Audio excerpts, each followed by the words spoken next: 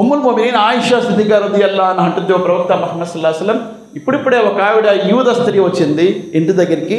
అమ్మ దానం చెయ్యి, అల్లాహ్ నీకు సమాశిక్ష నుంచి కాపాడుతాడు అనింది. ఏంటి సమాశిక్షలు ఉన్నాయా అని అన్నాను ఆమెకు.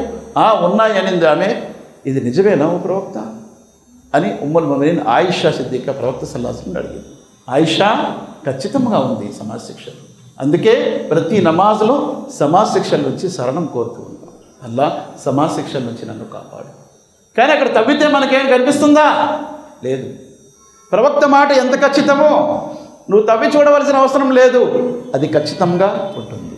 ఎలాగైతే ఒక ఆవ గింజలో ఒక పెద్ద వృక్షం దాగి ఉందో అలాగే సమాజంలో కూడా శిక్ష ఉంది అనేది ఖచ్చితం ప్రవక్త సల్లల్లాహు అలైహి వసల్లం మాట. అన్నీ మనం చూసే నమ్మము, కొన్ని చూడకుండా కూడా నమ్ముతూ ఉంటాం.